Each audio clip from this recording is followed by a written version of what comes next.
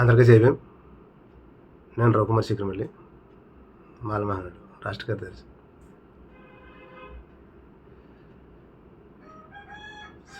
ప్రస్తుత కూటమి ప్రభుత్వం సూపర్ 6లో భాగంగా ఫస్ట్ సంతకమే డిఎస్సీల మీద పెడతానంది. ఇప్పటికి 9 నెలలు గడుస్తున్నా కానీ దాని మాటే లేదు. పోతే మొన్న 2019 వైసీపీ ప్రభుత్వం జాబ్ క్యాలెండర్ అంది, డిఎస్సీలు ఉంది, మెగా డిఎస్సీ ఉంది. వాళ్ళు పక్కన పెట్టేశారు 10 సంవత్సరాలు. దానికంటే ముందు 2014లో టీడీపీ ప్రభుత్వం కూడా అప్పుడు కూడా డిఎస్సీల విషయంలో చాలా మోసం చేసింది నిరుద్యోగులు. అంటే 2014 దగ్గర నుంచి అంటే ఇప్పటికి 10 సంవత్సరాలు పూర్తవుతుంది. అవునా? దానికంటే ముందు డాక్టర్ వైఎస్ రాజశేఖర రెడ్డి గారు పూజ్యులు హెలికాప్టర్ యాక్సిడెంట్లో చనిపోకుండా ఉంటే ఈరోజు డిఎస్సికి బూజు పట్టేది కాదు. దివ్యాంగిత నేత వైఎస్ రాజశేఖర రెడ్డి గారు సీఎంగా ఉండగా డిఎస్సి నోటిఫికేషన్ ఇచ్చారు. దాంట్లో చాలామంది కూడా హ్యాపీగా పార్టిసిపేట్ చేసి వాళ్ళకి ఉద్యోగాలు సంపాదించుకున్నారు. మిగిలిన వాళ్ళు కూడా నెక్స్ట్ ఇయర్ మళ్ళీ డిఎస్సి తీస్తారు అనే ఆశతో ఇప్పటి వరకు కూడా ఈ 16 సంవత్సరాల నుంచి కూడా డిఎస్సి కోసం ఎదురు చూస్తున్న చాలామంది నిరుద్యోగులు ఉన్నారు. 2009 అది గాల్లో కలిసిపోయింది. 2014లో టీడీపీ ప్రభుత్వం వచ్చింది.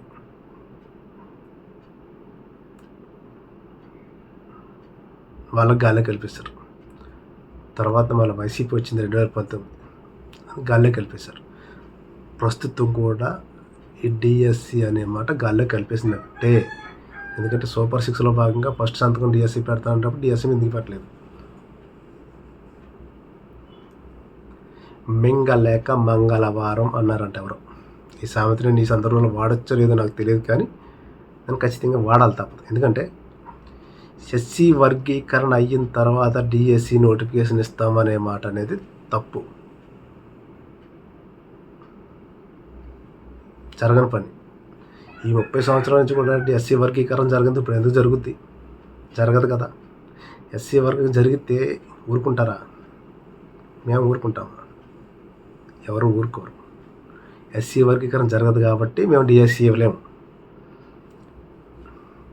గుర్తుపెట్టుకోండి. అంటే ఇంకొక ముఖ్య విషయం, ఈ డిఎస్సి టాపిక్ ఎందుకు ఎత్తున్నానంటే ప్రతి సంవత్సరం కూడా చాలామంది స్టడీ సెంటర్లో లక్షలు ఖర్చు పెట్టి స్టడీ సర్కిల్లో స్టడీ తీసుకున్నారు. ఈ 16 సంవత్సరాల నుంచి కూడా ఈ నిరుద్యోగులు ఎన్ని డబ్బులు ఖర్చు పెట్టుకున్నారు డిఎస్సి కోసం, స్టడీ కోసం. స్టడీ సర్కిల్లో ఎన్ని లక్షలు నష్టపోయారు. అదేవిధంగా రేపు నెక్స్ట్ ఇయర్ అని ఎంత మానసిక హింసలకు గురయ్యారు ఈ డిఎస్సి కోసం ఎదురు చూస్తున్నటువంటి నిరుద్యోగులు, తెలుసా? ఇంకొకటి, ఈ 16 సంవత్సరాల నుంచి ఎదురు చూసేవాళ్ళు ఇప్పుడు ఎదురు చూడడానికి వాళ్ళకి అర్హత లేదు. 16 సంవత్సరాల నుంచి డిఎస్సి కోసం ఎదురు చూసిన వాళ్ళు ఇప్పుడు ఈ క్షణం మీరు డిఎస్సి పెడితే కొంతమంది అర్హులు కారు. ఎందుకంటే ఏజ్ దాటేసింది. 16 సంవత్సరాల కోసం అప్పుడున్న ఏజ్, అప్పుడు ఎలిజిబిలిటీ 35, 30, 38, 40, 36 ఈ వయసులో ఉన్నవాళ్ళు, 25 to 40 లోపు ఉన్నవాళ్ళు ఎదురు చూశారు. అప్పుడు ఎదురు చూసిన వాళ్ళు ఇప్పుడు ఈ డిఎస్సి రాయడానికి అర్హులు కారు. ఏజ్ దాటేసింది, రాయడానికి అవ్వదు. వీళ్ళ పరిస్థితి ఏంటి? ప్రత్యేకంగా కుటుంబంలో బరువు బాధ్యతలు మోయాల్సిన వయసు 40+. ఆ టైంకి ఉద్యోగం అవసరం. అప్పుడు దాకా తల్లిదండ్రుల ఆస్తులు అమ్మి, ఈ అమ్మి శతమానాలు తాకట్టు పెట్టి, గాజులు తాకట్టు పెట్టి, రకరకాలుగా ఉన్నాయన్నీ తాకట్టు పెట్టి స్టడీ సర్కిల్లో స్టడీ తీసుకుని స్టడీ ఇప్పిస్తే నా కొడుకు లేకపోతే నా కూతురు రేపొద్దున ఉద్యోగం వస్తే మమ్మల్ని పెంచుతారని ఆశ, అంతమంది ఆశ పాతాళంలో కల్పించారు ఈ టీడీపీ వైసీపీ ప్రభుత్వం. అవునా కాదు? ఇప్పుడు డిఎస్సి పెట్టినా కానీ ఏజ్ బార్ అయిపోయిన పరిస్థితి ఏంటి? డిఎస్సి కోసం ఎదురు చూసి నా కొడుకు ఉద్యోగం అవుతుంది, నా కూతురికి ఉద్యోగం అవుతుంది, నేను చేసిన అప్పులన్నీ తీర్చుతారు అనే నమ్మకం పెట్టుకున్న తల్లిదండ్రుల పరిస్థితి ఏంటి? ఈ ఉద్యోగాల కోసం ఎదురు చూసి ఏజ్ బార్ అయిపోయిన వాళ్ళ పరిస్థితి ఏంటి? వాళ్ళ పిల్లం బిడ్డలను ఎలా పెంచుకోవాలి చెప్పండి? ఎలా పెంచుకుంటాడు? ఇప్పుడు ఉద్యోగం లేదు. ఇప్పుడు ఎగ్జాంపుల్ నేనే ఉన్నాను, నాకు 42, 43 నాకు దాటేసింది. నేను ఎగ్జామ్కి అర్హుని కాదు. 35 సంవత్సరాల క్రితం అయితే నేను అర్హుణ్ణి. ఒక 2 సంవత్సరాల క్రితం నేను అర్హుణ్ణి, ఇప్పుడు అర్హుని కాదు. ఈ 15 సంవత్సరాలు కూడా నేను ఈ డిఎస్సి కోసం ఎదురు చూసి ఇప్పుడు డిఎస్సి రాదని తెలిసి నాకు ఏజ్ బార్ అయిపోయిందని తెలిసి నేను ఎలా పెంచుకోవాలి పెళ్ళం బిడ్డలు? నాకు సమాధానం చెప్పాలి ఈ రాష్ట్ర ప్రభుత్వాలు, ఈ స్వార్థపూరిత రాజకీయ ప్రభుత్వాలు, ఈ విభజించి పరిపాలించే ప్రభుత్వాలు, ఈ రాజకీయ పార్టీలు. నాకు సమాధానం చెప్పండి. 100 మందికి అది 1000 మంది 1,00,000 మంది అడిగే ప్రశ్న నేను అడుగుతున్నాను. చెప్పండి. ఇప్పుడు నాకు ఏజ్ బార్ అయిపోయింది, ఇప్పుడు నేను ఎగ్జామ్ రాయలేను, నాకు ఎగ్జామ్ రాయడానికి అర్హత లేదు, నాకు ఉద్యోగం అర్హత లేదు. ఈ 15 సంవత్సరాల నుంచి నేను ఎదురు చూశాను డిఎస్సి కోసం. ఇప్పుడు నా పిల్లల బిడ్డలు ఎలా పెంచుకోవాలి? నేను ఏం చేసి బతకాలి చెప్పండి? ఏం చేసి బతకాలి? ఈ 15 సంవత్సరాల నుంచి కూడా నెక్స్ట్ ఇయర్ జిఎస్టీ అవుతారని నేను స్టడీ సర్కిల్లో నేను ఖర్చు పెట్టిన డబ్బు ఎవడిస్తాడు? మేము ఎలా సంపాదించాలి? అంటే ఇండైరెక్ట్గా మీరు చెప్పేది ఏంటంటే నీలాగా 15 సంవత్సరాల నుంచి డిఎస్సి కోసం ఎదురు చూస్తున్న నిరుద్యోగులందరూ కూడా ఏం చెయ్యాలి? ఏం చేయమంటారు చెప్పండి? మేము దుర్మార్గులుగా మారిపోవాలా? దొంగలుగా మారాలా? చెప్పండి. మేము దొంగలుగా మారాలా? బందుపోట్ల కింద మారాలా? చెప్పండి. మేము బ్యాంకులు లూటీ చేయాలా? సంఘ విద్రోహ చర్యలు చేయాలా? చెప్పండి.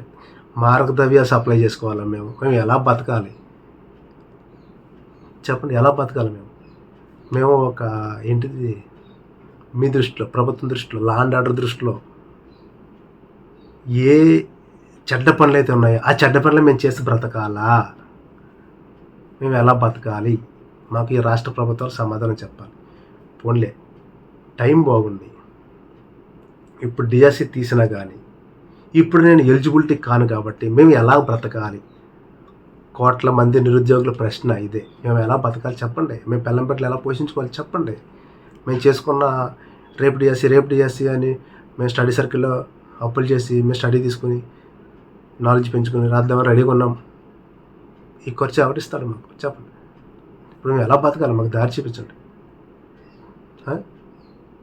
చెప్పండి, మాకు దారి చూపించండి ఎలా బతకాలి. అందుకే మీరు ఏమీ చేయలేరు. మీ దగ్గర నేను అడిగిన ప్రశ్నకి మీ దగ్గర సమాధానం లేదు.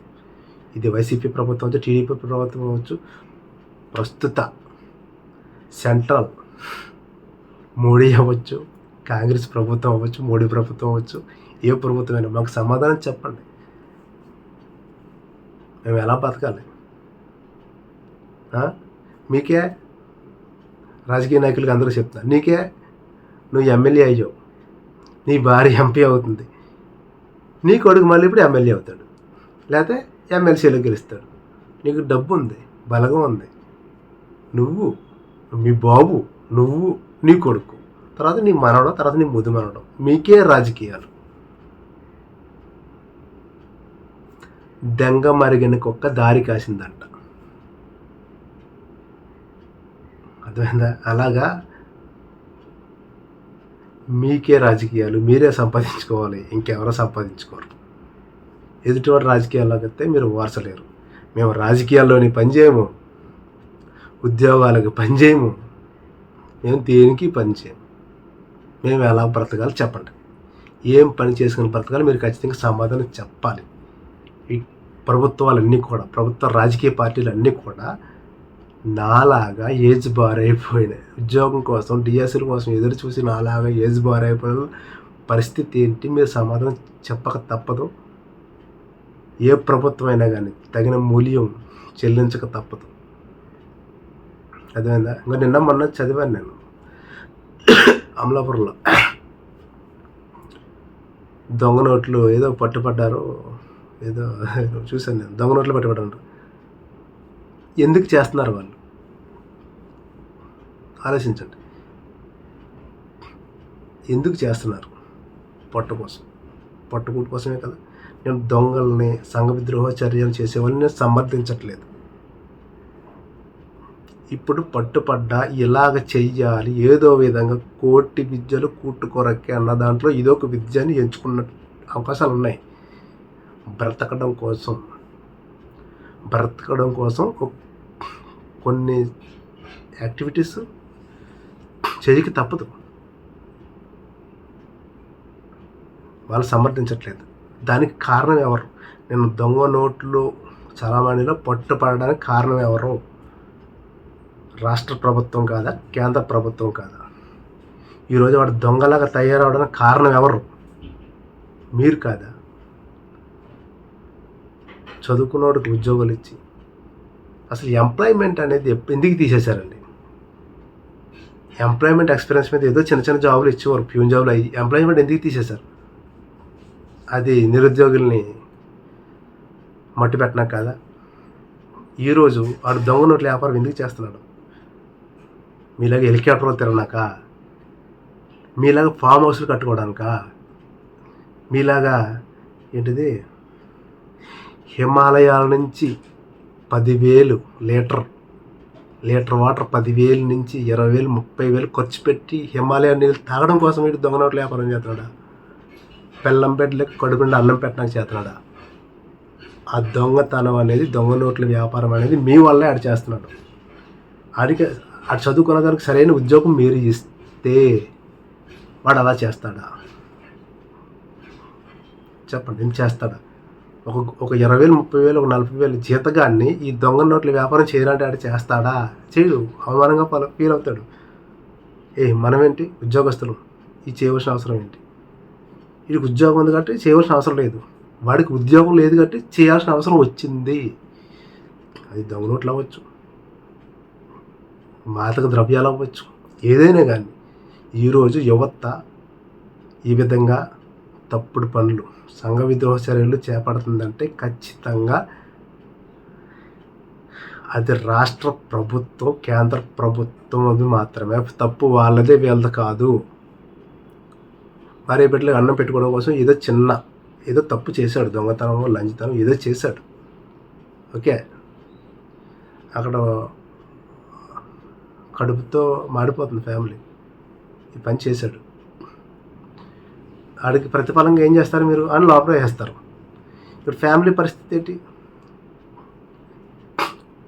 ఆడిని లోపల వేస్తే ఫ్యామిలీ పరిస్థితి ఏంటి? పిల్లం బిడ్డల పరిస్థితి ఏంటి? వాళ్ళకి మీరు భరోసా ఇవ్వగలరా? వాడిని లోపల వేసి ఏమన్నా నెలకి ఏమన్నా వీడికి కడుపుండి అన్నం పెట్టగలరా? వీళ్ళకి పెట్టలేరు. తప్పు చేస్తుంది మీరే. ఈరోజు ఒక మర్డరిస్టో, లేకపోతే ఒక కిడ్నాపిస్టో, లేకపోతే ఒక మారక ద్రవ్యాల రవాణా చేస్తున్నవాడు, దొంగ నోట్లు ప్రింట్ వేస్తున్నవాడు, బ్లాక్ మనీ చేంజ్ చేస్తున్నవాడు, లేకపోతే ఇల్లీగల్ యాక్టివిటీస్, ఇవన్నీ కూడా ఇవన్నీ సంఘ విద్రోహ చర్యల్లోకి వస్తాయి. ఈ సంఘ విద్రోహ చర్యలకి ఎందుకు బానిసలు అవుతున్నారు? ఈ రాష్ట్ర కేంద్ర ప్రభుత్వాలు మాత్రమే ఈ సంఘ విద్రోహ చర్యలకి ఇండైరెక్ట్గా సపోర్ట్ చేస్తుందని ఇది నా ఉద్దేశం. మీరు ఏమైనా చెప్పండి. ఖచ్చితంగా ఈరోజు యువత పాడైపోవడానికి కారణం ప్రభుత్వాలే. వ్యక్తిగత స్వార్థ ప్రభుత్వాలే. నా తాత సంపాదించాడు, నాకేంటి? నా కొడుకు అనుకుంటాడు, నా బాబు సంపాదించాడు, నాకేంటి? వాళ్ళకి ఏం తెలుస్తాయి? మోసేవాడికి మాత్రమే తెలుసు కావిడి బరువు.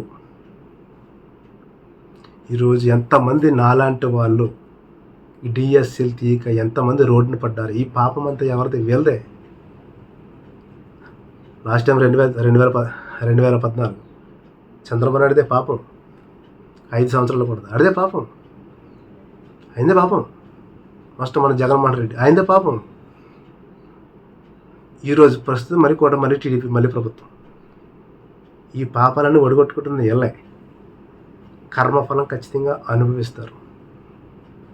లక్షల మంది నాలాగా డిఎస్సి తీస్తే ఉద్యోగాలు వస్తాయని ఆశించిన పరిస్థితి ఏంటి? చంద్రబాబు నాయుడు నువ్వు సమాధానం చెప్పు. జగన్మోహన్ రెడ్డి నువ్వు సమాధానం చెప్పు. ఎందుకు మీరు రాజకీయ పార్టీ పెట్టుకున్నారు? కోట్లు సంపాదించి దోసుకుని స్విస్ బ్యాంకుల్లో దాచుకున్నాక, స్విస్ బ్యాంకుల్లో మీరు బతుకుండగా స్విస్ బ్యాంకుల్లో డబ్బు మీద తెచ్చుకుని మీరు ఖర్చు పెట్టుకుంటారా? స్విస్ బ్యాంకులో మీ డబ్బు అలాగే ఉంటుంది, దాన్ని మీరు తేలేరు. స్విస్ బ్యాంకులో దాచుకుని పోతే ప్రజలు పెట్టవచ్చు కదా.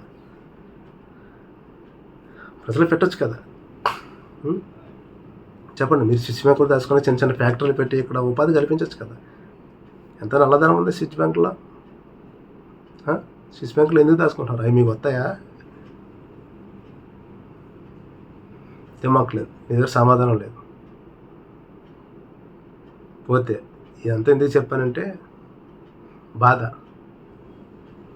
ఎందుకు దొంగలు అవుతున్నారు? యువతి ఒక దొంగలు ఎందుకు అవుతున్నారు? మీ వల్ల దొంగలు అవుతున్నారు. ఈరోజు నేను దొంగని అవుతాను అనుకో. ఫర్ ఎగ్జాంపుల్ నేను దొంగని ఎందుకు మారాను? నేను చదువుకున్నాను, నాకు సరైన ఉద్యోగం లేదు, తల్లిదండ్రులు పోషించుకోలేను, నా బేరం బిడ్డలు పోషించుకోలేను. ఈరోజు నాకు వాళ్ళ కడుపు నుండి అన్నం పెట్టడానికి నేను దొంగని అయ్యాను. నువ్వు ఉద్యోగాలు ఇవ్వట్లేదు కాబట్టి నేను దొంగ వృత్తిని ఎంచుకున్నాను. నువ్వు ఉద్యోగాలు ఇవ్వలేదు కాబట్టి ఈరోజు నేను సంఘ విధుల చర్యలు చేస్తున్నాను. ఈరోజు నువ్వు నేను చదువుకున్న దానికి విలువ గల ఉద్యోగం నువ్వు ఇవ్వలేదు కాబట్టి ఈరోజు నేను మారక ద్రవ్యాలు రవాణా చేస్తున్నాను. చెప్పు, సమాధానం చెప్పు. చంద్రబాబు నాయుడు ప్రస్తుత కూటమి ప్రభుత్వంలో డిప్యూటీ సీఎం పవన్ కళ్యాణ్ గారు సమాధానం చెప్పండి. జగన్మోహన్ రెడ్డి మాజీ సీఎం సమాధానం చెప్పు. నేను అడిగిన సమాధానం చెప్పు. ఎందుకు డిఎస్సీలు తీయలేకపోతున్నారు మీరు? చెప్పండి. బ్యాక్లాగ్ పోస్ట్స్, గత వైసీపీ ప్రభుత్వం బ్యాక్లాగ్ పోస్టులు తీయలేదు. ఈ ప్రభుత్వం కూడా బ్యాక్లాగ్ పోస్టులు మాటే ఎత్తట్లేదు. ఎవరు వెళ్ళకపోతే మనకెందుకు? మనం సంపాదించుకున్నాం. మనకు హెరిటేజ్ ఇండియన్ ట్రస్ట్ ఉంది, అది ఎన్టీఆర్ చారిటబుల్ ట్రస్ట్ ఉంది, ఎన్టీఆర్ ట్రస్ట్ ఉంది. రకరకాల ట్రస్టుల్లో మీరు నల్లధనాన్ని దాచేసుకున్నారు.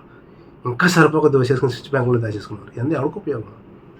మీరు మాత్రం బాగా బతికితే సరిపోద్దా? ప్రజలు బతకొద్దా? ఏ ఉద్యోగాలు ఉన్న మట్టికి ఇప్పుడు ఏదో చిన్న నోట్లో చిన్న బెల్లం మొక్కేసినట్టు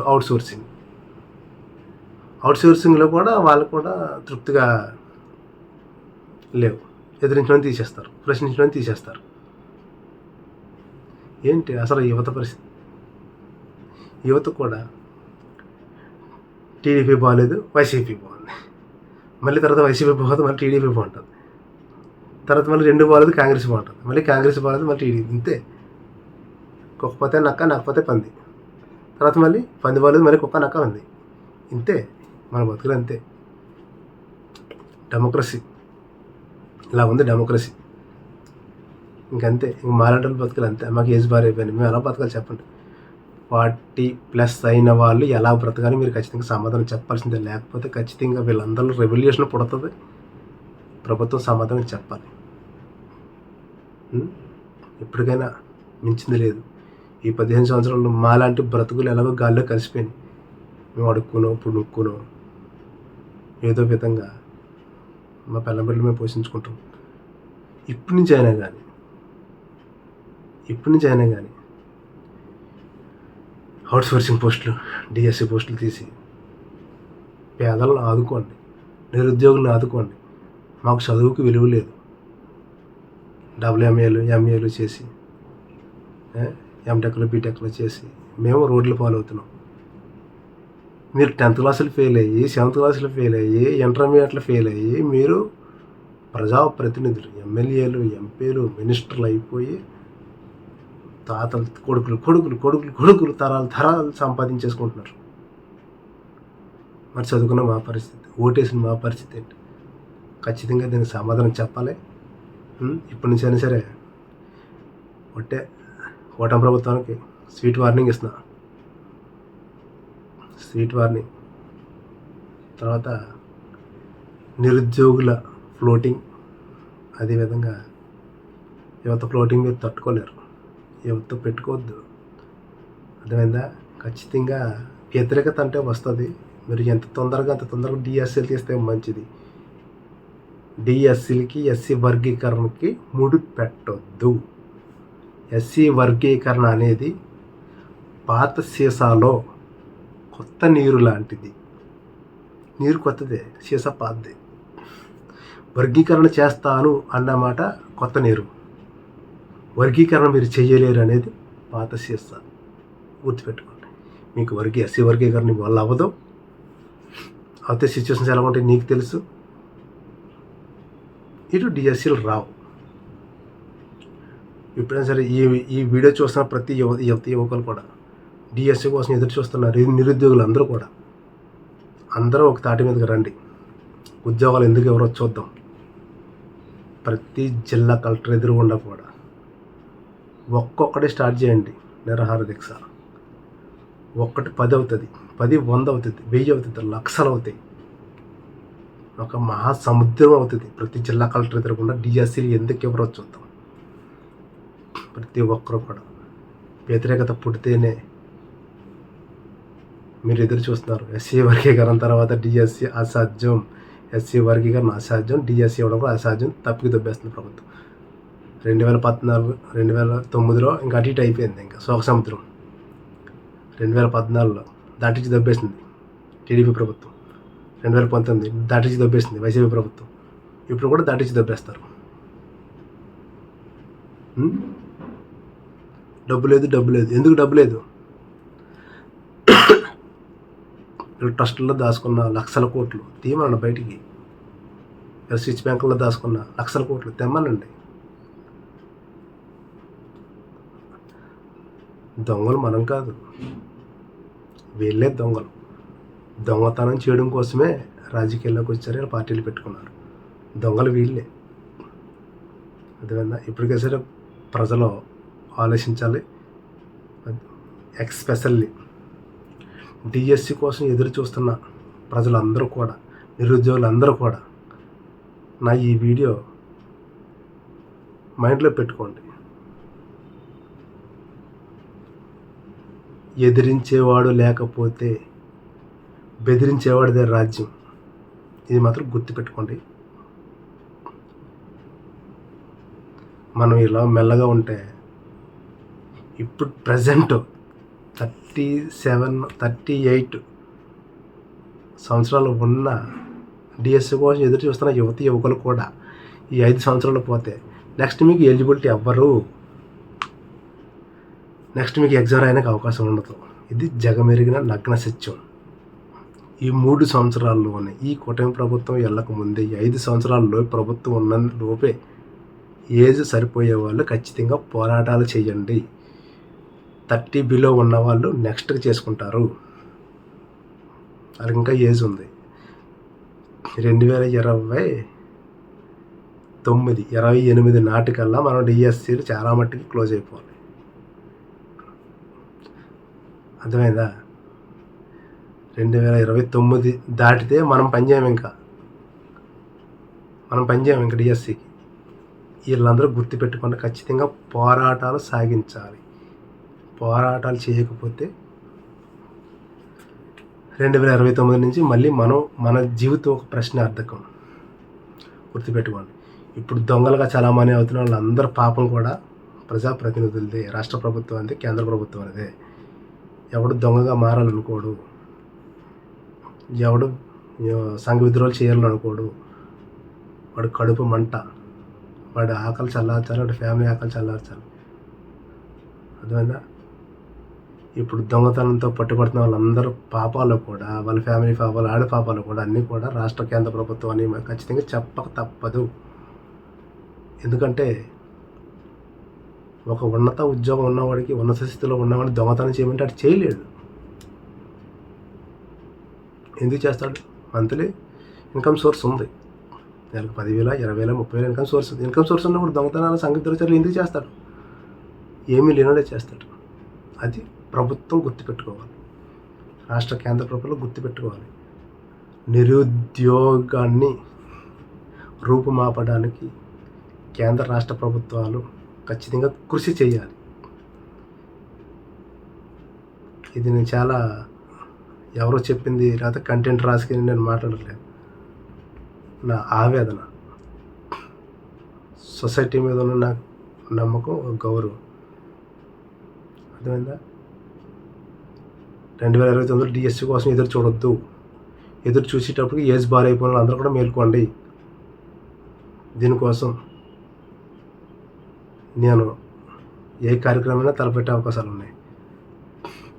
ప్రతి జిల్లా కలెక్టరేట్ ఎదురుకుండా ఖచ్చితంగా యువకులు ఖచ్చితంగా నిరాహార దీక్షలు చేస్తే రాష్ట్ర కేంద్ర ప్రభుత్వం తెలుస్తుంది మన బాధ. అడగందే అమ్మాయిని అన్నం పెడుతుంది అంటారు. అవును, మరి అడగందే అమ్మాయి అన్నం పెట్టదు. అదే మనం అడగాలి. అడిగితే లేకపోతే ఏ విధంగా అడగాలనేది మనం చదువుకున్నాం కదా, చరిత్ర చదువుకున్నాం. అల్లూరి సీతారామరాజు ఏం చేశాడు, భగత్ సింగ్ ఏం చేశారు, మహాత్మా గాంధీ ఏం చేశారు, డాక్టర్ బిఆర్ అంబేద్కర్ ఏం చేశారు మన కోసం. దేశ నాయకులు గుర్తు తెచ్చుకోండి. వాళ్ళు పుట్టిన భూమి మీద మనం పుట్టాం. వ్యతిరేకత అనేది, విప్లవం అనేది లెగాలి, వ్యతిరేకత అనేది లెగాలి. అప్పుడే నిరుద్యోగం మాపుకునే ప్రయత్నాలు మనం చేయాలి. ఖచ్చితంగా రాష్ట్ర ప్రభుత్వం, కేంద్ర ప్రభుత్వం కళ్ళు తెరిపించాలని నేను ఈ మీడియా ద్వారా యువతకు పిలుపునిస్తున్నాను, తెలియజేస్తున్నాను. దీంట్లో తప్పు ఒప్పులు ఉంటే నాకు క్షమించండి. ఎవరి గురించి నేను తప్పుగా మాట్లాడుంటే, ఎస్పెషల్లీ నిరుద్యోగులు. ప్రభుత్వంతో నా పనిలే, ప్రభుత్వం ఏమైనా వేసుకుంటాను నేను. ఏ స్టేట్ అని సెంట్రల్ ఏ ప్రభుత్వాన్ని నేను వేసుకుంటాను, వల్గర్గానే వేసుకుంటాను, ప్రాబ్లం లేదు. కానీ నా యువకులు నిరుద్యోగులతో బాధపడుతున్న వాళ్ళు ఏమైనా నొప్పించుంటే ఎస్పెషల్లీ నాకు క్షమించండి. నా ఈ బాధ మీరు అర్థం చేసుకోండి. ఏం చేయాలనేది మీరు ఆలోచించుకొని ఎదురుకు అడిగేయండి. మన ఉద్యోగాలు మనమే సంపాదించుకుందాం. రాక్షసుల్లాగా అయినా సరే మనం ప్రభుత్వాల మీద విరుచుకుపడాలి. మన రాక్షసులను సంపాదించుకుందాం, మన హక్కులు మనం సంపాదించుకుందాం, మన ఉద్యోగాలు మనం సంపాదించుకుందాం. మన రాక్షసుల్లాగా మారాలి, తప్పదు, మారుదాం.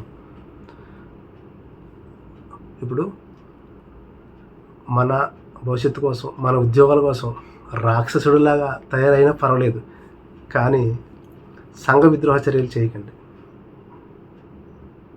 సంఘ విద్రోహ చర్యలు అనేది మీ దారి కాదు.